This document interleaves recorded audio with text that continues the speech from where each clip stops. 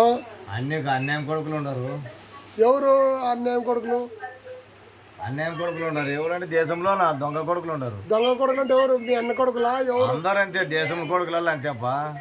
దేశం కొడుకులా? యాదో చేను కొనుక్కుందాము, చేను ఇక్కరాకం చేసుకుందామంటే ఆ లంజ కొడుకు శుభరాకం వద్దండ్రి, ఇక్కరాకం చేసుకుందామంటే ఆ లంజ కొడుకులు రూమ్ ఓపెనారు.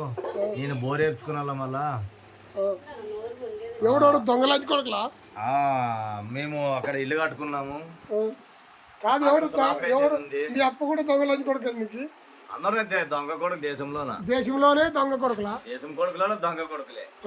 నేను యాదో పిల్లలు ఇద్దరు. నువ్వు ఇప్పుడు ఇంతకు ముందు సరాయి గిరాయి అమ్ముతుంటాడు, నిజమేనా? నిజమే సార్, మేము అక్కడ ఇంకా బంద్ చేసినాము, సంతకాలు అయిపోయినవి. నువ్వు పోలీస్ సబ్జెక్టులు కూడా పోయినా? అన్ని వెళ్ళాము, సబ్జెక్టులు, కోర్టు, అన్నదమ్ములు, తేజాలు. ఎవరు మీ తమ్ముళ్ళు చేసినారా, మీ ఊరోళ్ళు చేసినారా? మా తమ్ముళ్ళు చేసినారు, ఏరా వర్గస్తులు దేశంలో చేసినారు. అంటే నీ డబ్బు ఏమైనా పోయింది, నష్టమైనావా? నష్టమైన 2 లక్షలు. 2 లక్షలు నష్టమైన? లక్షన్నర లాభం ఉంది. మీ 5 లక్షలు వ్యాపారం చేసిన. 5 లక్షల వ్యాపారం. పోలీసు వాళ్ళకి ఏమైనా అప్తా ఇస్తుంటారు నువ్వు అక్కడ? ఏం లేదయ్యా, నేను దొంగ వ్యాపారం చేస్తుంటే మిడాగాని లెక్క. కాదు, పోలీసులకి ఏమైనా అప్తా ఇస్తుంటే?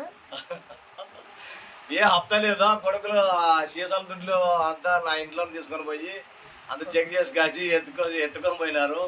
నువ్వు ఎట్లా దొరికినావు వాళ్ళకి? నేను చేనులో అడ్డం నడిచేస్తుంటే రెడీ పల్లెరెడీ చిన్నకొత్తులు రెడీ, గంగం రెడీ, నేను ఇట్లే పోతాను సాయంత్రం కలుస్తాను రెడీ అంటే దగ్గరకు వచ్చి కాసి గుంట పట్టుకుంటారు, ఎన్న పట్టుకుంటారు. లంచ కొడుకులు సబ్జెక్టులు వేసినారు.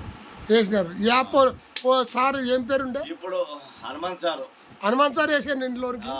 ఈ వీడియో నచ్చితే లైక్ చేయండి, షేర్ చేయండి.